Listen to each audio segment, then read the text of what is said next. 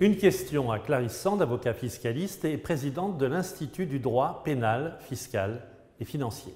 Clarisse Sand, j'aimerais avoir votre avis sur cette annonce faite par Gérald Darmanin d'aller épier, j'ai envie de dire, les réseaux sociaux pour savoir si on n'est pas fraudeur fiscal.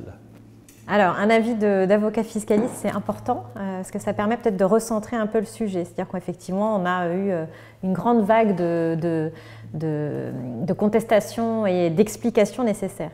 Ce qu'il faut savoir, c'est qu'en 2018, la volonté de l'administration fiscale, c'est d'utiliser des vérifications sur la base d'outils de data mining extrêmement importants aujourd'hui. Et c'est une réalité qui existe depuis un certain nombre d'années. Donc, ce n'est pas quelque chose qui sort du chapeau. Ça n'a rien de nouveau. Ça n'a rien de nouveau du tout.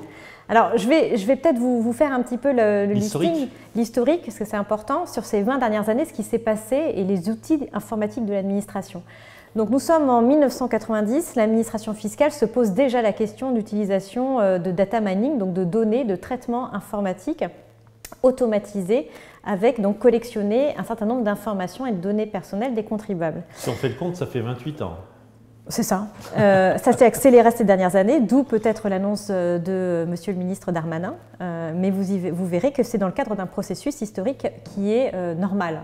Et donc, on n'est pas sur une nouveauté. À 90 après. 90. En 2001, qu'est-ce qui se passe? C'est une grande nouveauté. L'administration crée ce qu'on appelle un entrepôt de données fiscales. Alors, ça a un nom un petit peu particulier puisqu'il s'appelle EDEN. C'est un système donc, de traitement automatisé qui permet de modéliser des comportements frauduleux sur la base de cas de fraude avérés.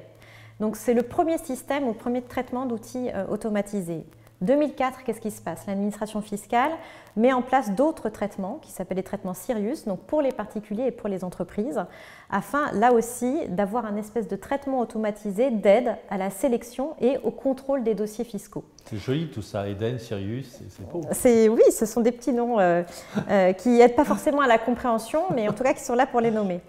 2013, vous allez me dire, qu'est-ce que dit la CNIL de l'utilisation de ces données par l'administration fiscale et notamment de leur traitement automatisé. Donc la CNIL autorise l'administration à pérenniser ces systèmes de traitement automatisé des données et étend la modélisation de la fraude fiscale en fonction de 19 applications. Alors 19 applications, c'est quoi? Ce sont des fichiers dans lesquels, fichiers FICOBA, fichiers des données patrimoniales, des fichiers donc, immobiliers qui permettent, fichiers de taxes d'habitation, d'impôt sur le revenu, qui permettent de recenser un certain nombre d'informations.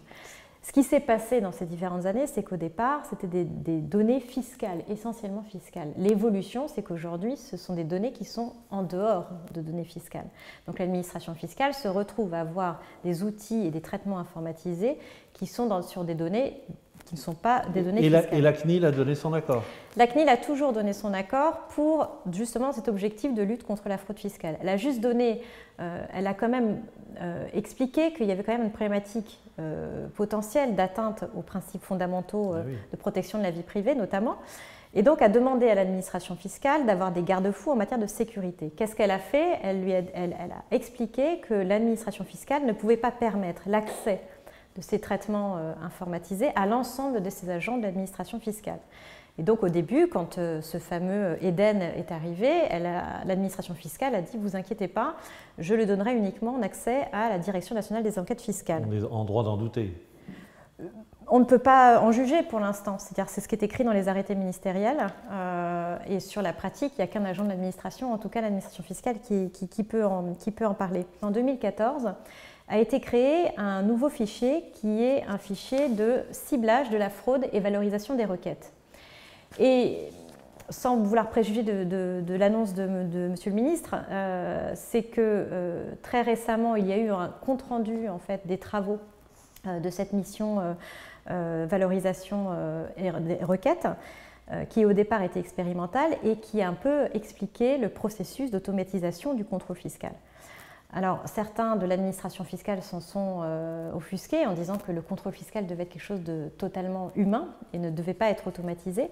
Mais il s'avère que l'annonce de Monsieur le ministre est dans un processus en fait classique d'automatisation d'un contrôle fiscal qui existe depuis 20 ans.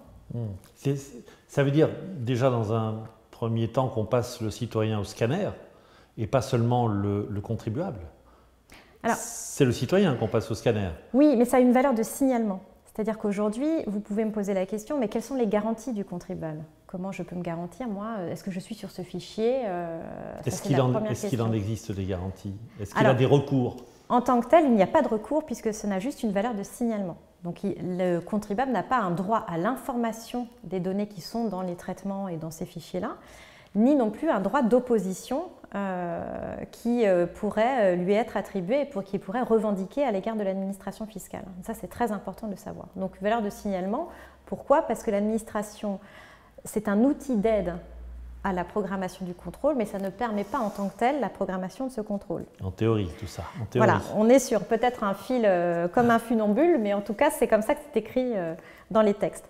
Alors, la suite de tout ça, c'est qu'on a eu une année 2018 extrêmement importante en matière de lutte contre la fraude fiscale, et cette annonce intervient après, effectivement, l'adoption de la loi fraude. Alors, sur un sujet important, mais qui est très très lié à ce sujet d'utilisation en fait, de traitements informatiques et aussi notamment d'utilisation ou d'exploitation des réseaux sociaux par l'administration fiscale. La dernière loi fraude, donc du 23 octobre 2018, dans certains cas, notamment de fraude fiscale dite grave, va permettre aujourd'hui à certains agents de l'administration fiscale aussi d'obtenir donc tous les moyens de communication des contribuables. Et je vais vous lire cet article 15 qui est quand même très très important. Les agents de l'administration fiscale peuvent se faire communiquer les données conservées et traitées par les opérateurs de communication électronique dans le sens de la loi sur la confiance dans l'économie numérique. Et cette conservation, ce droit de communication, qui bien sûr dépend d'une autorisation du procureur de la République dans les cas de fraude grave, vont permettre à l'administration de conserver ces données informatiques pendant une période de 1 an.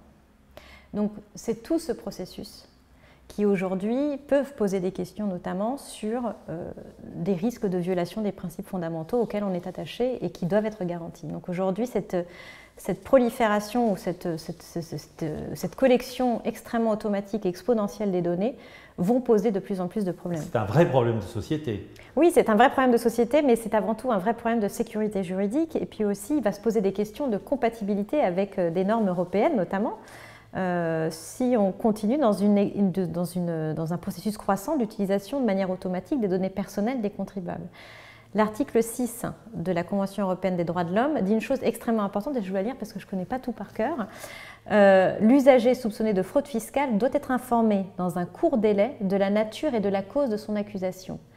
Dès lors que ces traitements automatisés, le contribuable n'en a pas la connaissance ni le moment où ces traitements sont effectués, si ultérieurement il est soupçonné de fraude fiscale par l'administration, comment ce principe évoqué par la Convention européenne des droits de l'homme sera respecté? C'est toute la question. Donc ça pose, outre certes de gros problèmes de société, mais de gros problèmes aussi de sécurité juridique qu'il faut combler à un moment donné.